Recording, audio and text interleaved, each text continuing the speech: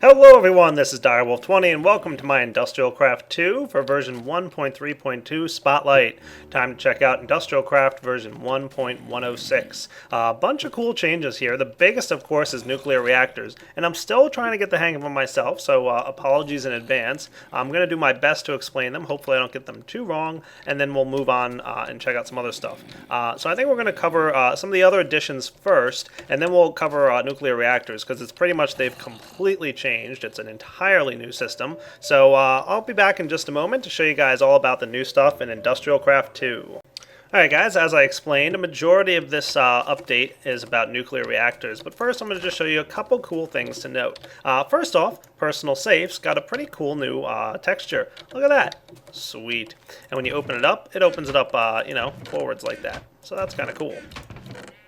I like it. And as you guys should know, you need to use a wrench to break the thing. You won't be able to break it with a drill or anything like that. Second off, we've got a new set of items here. The rubber boots you're familiar with, but we also have a scuba helmet. This thing's pretty neat. The scuba helmet allows you to go jumping in the water. It's kind of like a poor man's quantum helmet. We can go ahead and just jump underground here and see what happens. Cool. Now the recipe for the scuba helmet is an orange dye, some glass, and some iron bars, and some rubber. Neat. Sounds pretty cool. Let's see what happens as my air bubbles start to deplete. You can see it quickly filled it back up. Awesome. I like the looks of that. So a little bit of a cheaper way to survive going underwater. Now to be able to live underwater, you're going to need some compressed air cells. You can see I've only got 62 on me at the moment, and I suddenly got 61. And I'm starting to convert those compressed air cells into empty cells. They're very easy to make, don't worry. You just have to take an empty cell and place it in a compressor. So you don't have to have any items aside from an existing empty cell. Throw it in a compressor, and you'll have some compressed air cells. Now if you don't have any compressed air cells on your character, and you start to have some air breathing problems, yep, that's not going to be good. All of a sudden, we're not breathing underwater anymore. Bad news. So if we pick them back up, you can see that the scuba helmet now refills my breath, and it's going to use those compressed air cells. Pretty cool. And the remaining components of the hazmat suit are the body armor here, hazmat body armor, dun dun dun, and hazmat suit leggings. So just some orange dye and some rubber, not a big deal. And oh man, look how cool my guy looks. How's it going, Steve? Like your new outfit? Oh yeah, I do, Direwolf. Oh yeah. So the hazmat suit will protect you from some hazardous materials, specifically nuclear reactors. Now, I'm not positive just yet, but I think you will start to take some damage if you try and get too close to a running nuclear reactor, especially if it's getting too hot. So the hazmat suit will help protect you from that. It's definitely a good thing to wear. You can also use it for, all kinds of other cool stuff, which we'll get into in the future. Pretty much, it's just awesome looking. And finally, I'll note that nuclear explosions also are poisonous now, and the hazmat suit will help protect you from that. So just keep that in mind. So now, let's start looking at the nuclear reactor changes, because this is going to get complicated. Alright guys, the first thing I want to point out to you is this little tool in my hand right here. This debug item does not have a recipe. You have to get it out of creative mode or NEI. But what it will allow you to do is it basically works as a built-in thermometer. Now if you guys have played IndustrialCraft for a while, you'll note that this has been in the game for quite a while. I've just never really shown it in any of my Spotlight videos. But right-click on a reactor, and it's going to show you, whether it's active at the moment, the current heat, the maximum heat, the HEM, and the output. So let's check this stuff out now. The next thing I want to show you guys is that the nuclear reactor system has been completely revamped. I mean, like, totally different from what it was before. If I open up NEI here, we can go ahead and check out some cool stuff. First off, let's go through and find the items. We've got some condensators, some copper plating, we've got neutron reflectors, heating cells, advanced heat vents, component heat vents, overclocked heat vents. These are basically your heat vents. You've got heat exchangers. You've got reactor plating, more of it. So heat capacity reactor plating, containment reactor plating, dense copper plates, all kinds of stuff. We've also got coolant cells and multiple sets of uranium cells. You get quad and dual uranium cells to go along with the original stuff. We've also got, if we flip through to the original area where the uraniums and stuff was, we've got our near depleted uranium and re-enriched and depleted. These guys got some really cool looking new textures, as well as a heat exchanger, reactor plating, and the base coolant cell and uranium cell. And as always, your original uranium cell is simply a combination of refined uranium and an empty cell. Or, of course, if you could figure out the old way of re-enriching your uranium cells, you take a re-enriched uranium cell and some coal dust. But this is the typical way of creating a uranium cell. Okay, now you can go ahead and use your uranium cell with a dense copper plate, put two of them together to get a dual uranium cell, and then two dual uranium cells with three dense copper plates will get you a quad uranium cell. Dense copper plates are 8 copper in a compressor. Cool. Now, the other thing that you should note, and this is very important, is now reactor redstone signaling has been reversed. In the past, a redstone signal would turn off a reactor. Now, a redstone signal turns it on. So make sure to have your redstone in the proper configuration. Right now, it's turned off, so the reactor will not run. Note that if I place a uranium cell in here, we're going to see that it's not currently running. Active equals false. Now, we're going to start looking at uranium cells and how they interact with each other. You might remember from previous versions of IndustrialCraft that if you put multiple uranium cells next to each other, they kind of both increase their output as a result of being next to each other. So for example, this uranium cell will only output the base amount of energy. In the past, that was 10 EU per tick.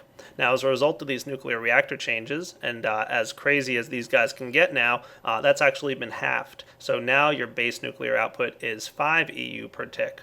To compensate for how much more crazy these things can get. So just keep in mind that you're going to be able to get more out of these nuclear reactors now, but just for balance purposes, they have been reduced a little bit on their individual lines.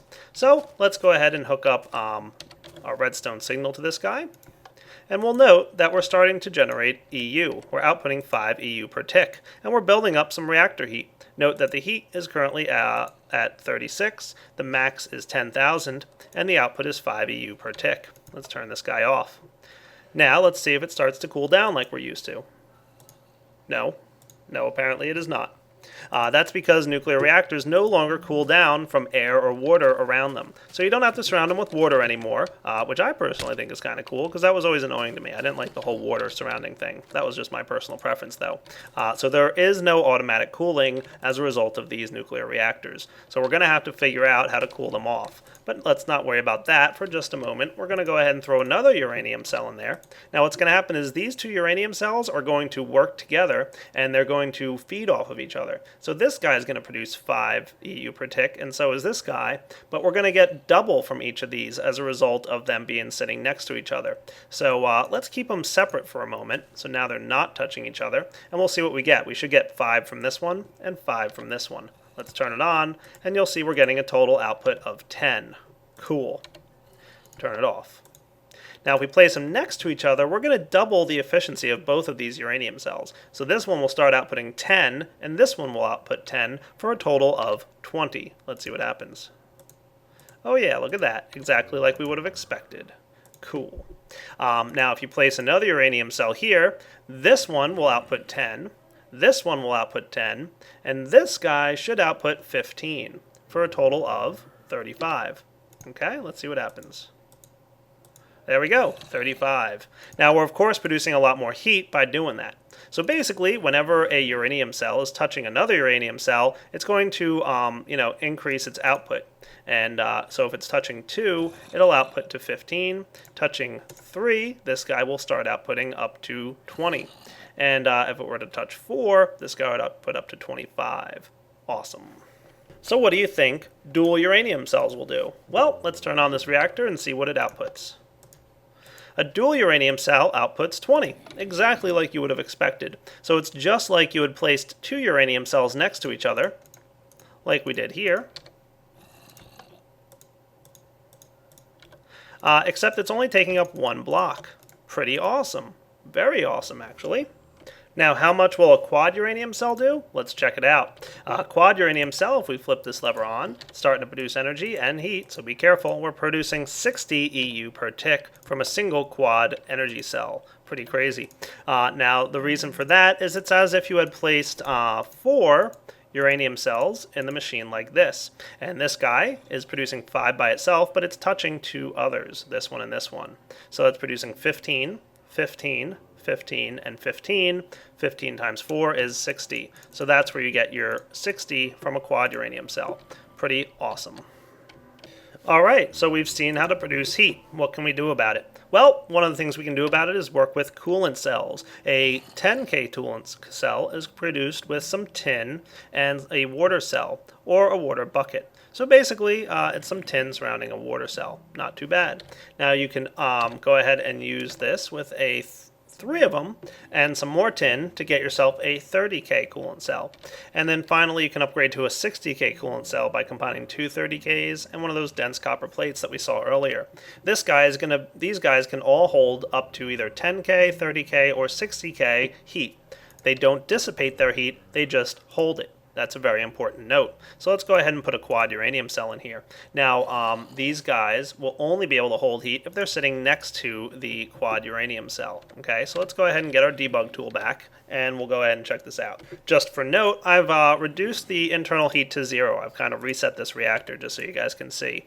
Now, I've got these separated by a blank space, so the 10K coolant cell shouldn't work with the quad uranium cell. Let's go ahead and activate this guy, and we should see that we're building up heat, and that the coolant cell is not taking any damage. That's a problem. So let's go ahead and turn it off, and let's put the coolant cell next to the quad uranium cell. Okay, turn it on, and let's see what's going on with the internal heat. Note that it's not going up anymore. Instead, the 10K coolant cell is collecting all the heat that's being output by the uranium cell that's next to it, that it's touching.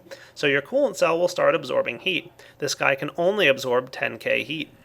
Note that the reactor heat level is still at a static number of 768. Its maximum heat is 10,000, and if a reactor gets up to that 10,000 range, it's very much in danger of exploding, and that would be bad. Okay, now let's turn off the reactor. Now I told you guys that these coolant cells can only absorb and store heat. They do not dissipate it, which means that this heat level will not go down under any circumstances. It's just going to sit there and absorb the heat. Eventually it will get destroyed. So you're going to have to replace them, but don't worry, there is a way to dissipate heat. I just haven't gotten there yet. But for now, just note that the coolant cells will not cool themselves off. They just absorb and store the heat that was output by the uranium cells. Next, I want to talk to you guys about the three types of reactor plating. There is the basic reactor plating, the containment reactor plating, and the heat capacity reactor plating. Now, these guys do a couple different things. Your basic reactor plating grants you an extra 1,000 to the max heat of the reactor. So if we go ahead and place this guy in here and hit our debug tool, you'll see our max heat is now 11,000 instead of 10,000. Okay, so that's what the reactor plating does. It also reduces your explosion potential, which is what that HEM indication is down there. So your reactor won't explode as big if you've got one of these guys in there. Now if we take this out and go ahead and right click on this, you'll see we're back down to a max heat of 10,000 and a HEM of 1.0. Okay, now your other option here is containment reactor plating. This guy only increases your max heat by 500, but note that the explosion potential of your reactor is lower. It's 0.9 instead of 0.95, meaning this thing will explode even smaller in a radius, but it won't be able to absorb as much heat. So this guy is better explosion resistance, but less heat absorption than this guy. What do you think the heat capacity reactor does? Well, it does the exact opposite. Better heat, but less explosion resistance. We're at 0.99, which means it's almost exactly the same as 1.0, but it can store 2,000 more max heat. So it's your choice which of these three you want to use. And do note that I've got this guy running at the moment, and he's producing heat. He can resist more. This reactor plating and the other reactor platings do not take damage by being adjacent to a quad uranium cell, or any other uranium cells for that matter. So don't worry about placing them in there. They won't take damage. I guess the only way you can lose them is if the thing explodes. And just for the sake of showing it, the reactor plating is advanced alloys with dense copper plates. Your containment reactor plating is 2 advanced alloys with reactor plating. And your heat capacity is 2 dense copper plates with your reactor plating. Cool. Alright, now it's time to talk about heat exchangers. Now you can see that the reactor currently has a hull heat of 864, and I've got it empty at the moment. I want to show you the heat exchanger is a dense copper plate with an electronic circuit and some more tin. This is your basic heat exchanger. There's some advanced ones I'll get to in a moment. What this guy does is it has the ability to balance the heat between different components in a reactor and within the reactor itself. So let's take a look at our coolant cells, okay? I'm going to get myself a few more of these. All right, some more 10K coolant cells. Awesome. Now, I'm going to place a 10K coolant cell in the reactor all by itself, and you'll note that it's not going to absorb heat directly from the hull, because the only way a coolant cell can absorb heat is if it's sitting next to a uranium cell, or if it's sitting next to a heat exchanger, which will exchange heat between the coolant cell and the exchanger, the core of the reactor here. So note that this guy has a pretty neat little ability. It's at currently 864 heat. So let's place our heat exchanger next to the 10K coolant cell. Note now that the reactor itself is starting to cool down, and it's dumping the heat into the coolant cell. This is happening at a rate of 4 heat per tick, I want to say. Or is it 4 heat per reactor tick? Yeah, it's 4 heat per second. Okay, so note there that it's going down by 4 heat per second. Okay, so let's take this guy out. Cool. So the core ability of this heat exchanger, the amount it can exchange with the reactor itself, is 4 per second. Note it's no longer going down because I took it out. Now the other thing it can do is it can balance out the heat between a coolant cell and another coolant cell by sitting in between them. Let's see what happens now. Cool. So this guy is starting to balance out with this guy here, I think. Let's give it a minute and see what happens. So now if you're looking closely, I placed some more coolant cells next to it. This one is kind of repaired a little bit of itself. You can see the number starting to go down. I guess that's the internal heat level behind the scenes. Okay, and all the other ones adjacent to it are going up. Now if we give this guy a little bit of time to balance out, you'll note that the reactor heat is no longer going down. Okay, and the heat levels here are going up. This one's going up. This one's stabilized at 767-ish. And now our heat exchanger is starting to take a little bit of damage itself. Cool. Let's give this time a little bit more time to balance. Now if you pay attention to the number dropping here, you'll see it's dropping or changing by 12 each time it is changing. That's because the heat exchangers have 2 components. Number 1, how quickly it can interact with the hull, which was 4, and how quickly it can interact with objects next to it, which is 12. So this heat exchanger has a core component of 4 and a side transfer rate of 12. Note that we've kind of gotten to a bit of a balance point here. This thing is now balanced out the heat exchanger itself, the components next to it, and the reactor hull. Note that the reactor hull really isn't changing too much. It's kind of staying about the same, and it's trying to keep all these components around the same number. So that's what the heat exchanger does, is it basically balances the heat between all the components around it and the hull, and itself for that matter. And this standard heat exchanger can only store about 2,500 heat. Now, for the purposes of showing you the reactor heat exchanger, I'm going to go ahead and give this 10K coolant cell a good amount of heat, and I'm also going to let the reactor heat build up a bit. I'll be right back. Alright, we've gotten our reactor up to a decent heat level. It's at 1452. Note that the green light is still on. That's only indicating that the reactor's gotten pretty hot. Even though it's not running, it is hot. Okay, and we've also damaged our coolant cell a little bit. So I'm going to show you guys the reactor heat exchanger. What this guy does is he focuses on the reactor as opposed to the components next to it. This guy actually has a 0 rate of transfer of the components next to it, meaning it can't balance out components between the coolant cell it's sitting next to and the coolant cell in the reactor. So let's put a 30K in there, and we'll put our reactor heat exchanger in. Okay, you'll quickly note that it's going to start taking some damage itself, and the 30K coolant cell is not doing anything. Okay, it's also going to dump a bunch of the heat directly into here, and it'll quickly balance it out. So very quickly does this thing cool off.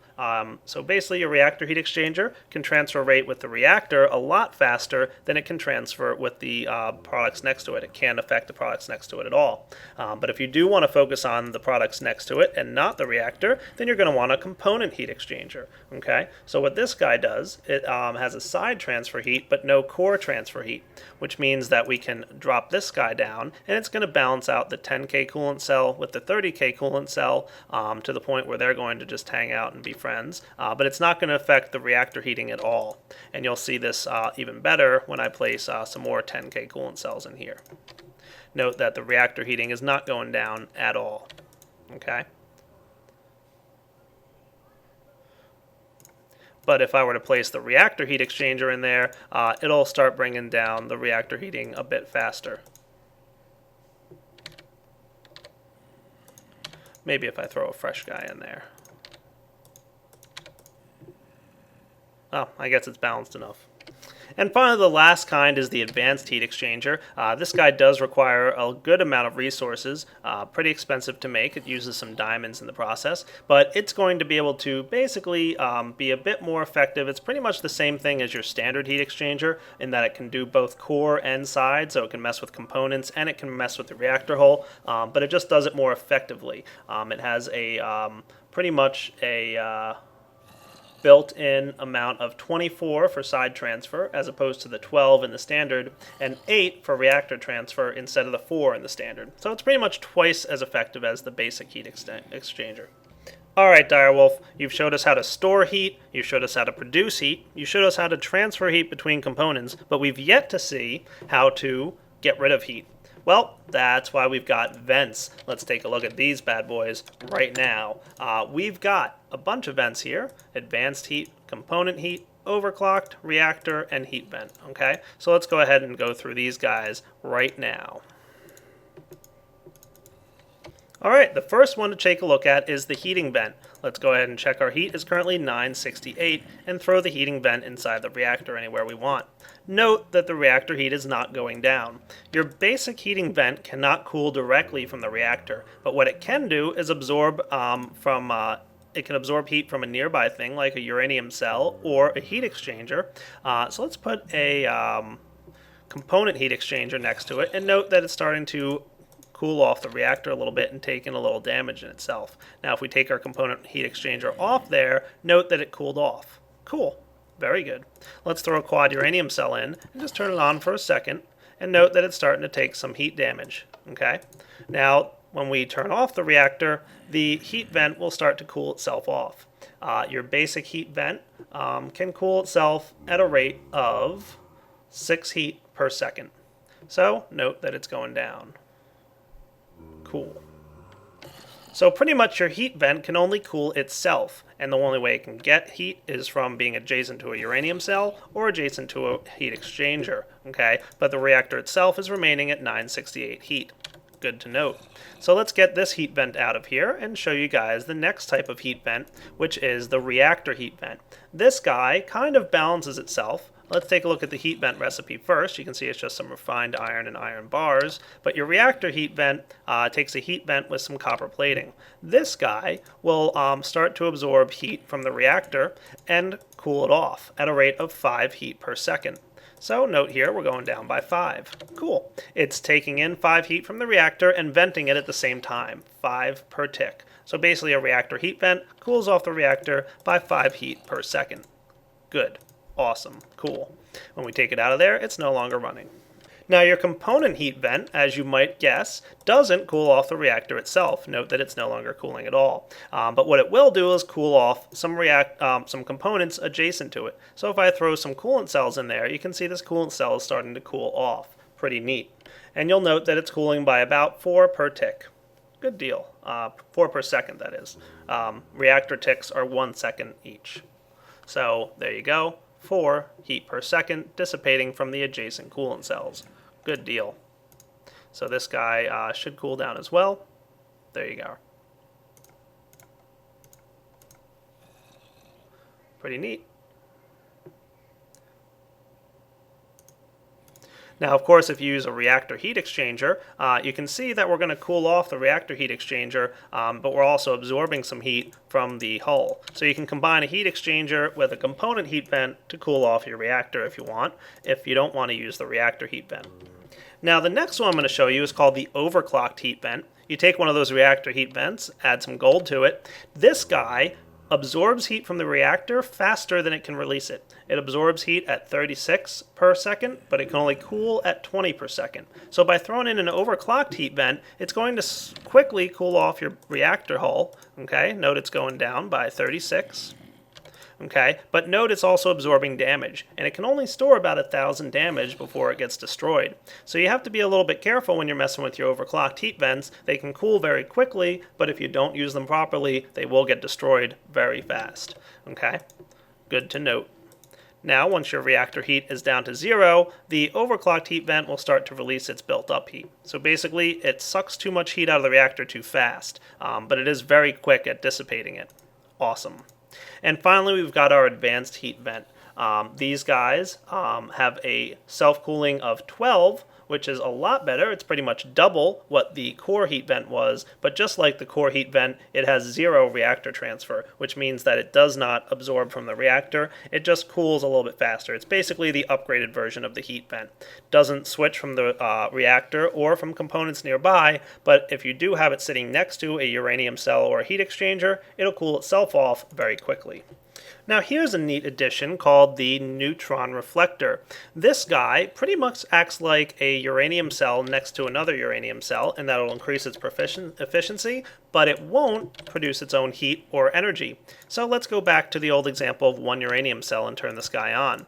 We can check that it's producing 5 EU per tick. Okay. Now, if we were to throw a neutron reflector in there, it's now producing 10 EU per tick. So we've doubled the output of the uranium cell. Without putting another uranium cell next to it, we only put a neutron reflector next to it. Now, this guy can only last for 10,000 seconds in a nuclear reactor, which those who are fans of nuclear reactors know that's exactly 1 cycle. So you're going to have to craft new neutron reflectors each time you want to run a new cycle. You've of course, can place 2 uranium cells next to a neutron reflector. Now we're producing 20, in that both of these guys are producing 10 per tick, but this guy is going to get damaged twice as fast and only last for half a cycle. For that purpose, you might want to go ahead and get yourself a thick neutron reflector, which is 4 neutron reflectors surrounded by one of those dense copper plates, and if you could guess, it's going to last 4 times as long. So you can run this for 4 cycles, or 2 cycles with 2 uranium cells, or 1 cycle if you put 4 uranium cells all around it. Very cool. Now finally, I'm going to show you guys condensators. What these guys, they're kind of neat little tools. They're basically refillable or recraftable coolant cells. If you check it out, you can take a heat vent with a heat exchanger and center around it with redstone to get your redstone condensator. And you have to get a lapis lazuli block with a couple of these redstone condensators to get a lapis condensator. But these guys are neat. What they can do is they can pretty much accept any amount of heat from surrounding components, but they don't balance heat around themselves, and they'll instantly disperse the heat by using their fuel. So let's go ahead and throw a quad uranium cell in here with a redstone condenser, okay? And you'll note that it starts to take damage. So it's going to absorb the heat from the adjacent block. Pretty cool.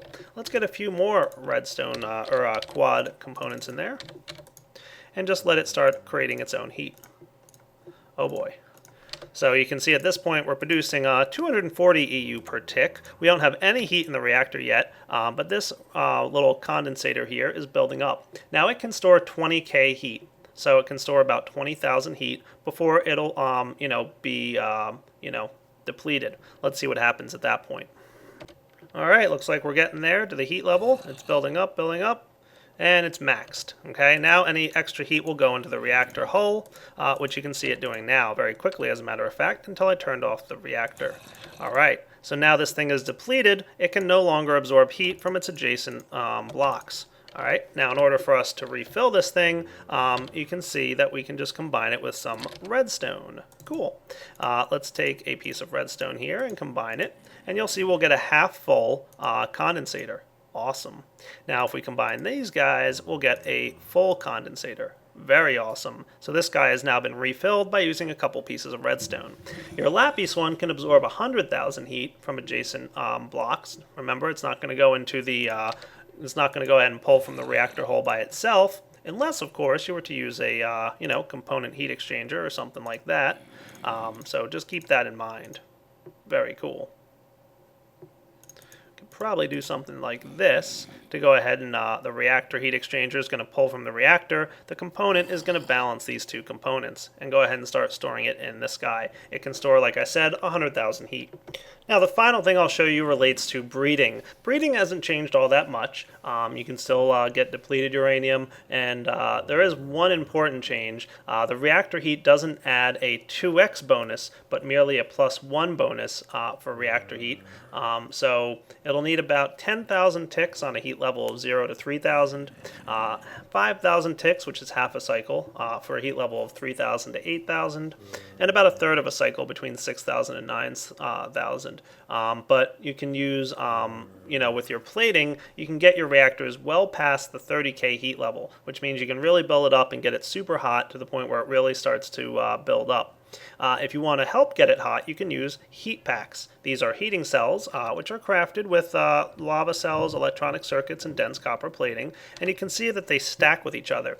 Now, if you go ahead and throw them in there, they don't seem to heat up the reactor hull itself, so you can see nothing's happening with the heat level. But if you place it next to a component, it's going to start applying a heat level to that component. So you can see this coolant cell start to build up. Now, because they stack, you can throw them inside this reactor all at once, and the more you have in there, the quicker it'll transfer heat to the adjacent components. It'll transfer, from what I can tell, about 1 per tick per item in the stack. So if you only got 1 there, it transfers 1 heat per tick, and 64 in a stack transfers 64 heat per tick.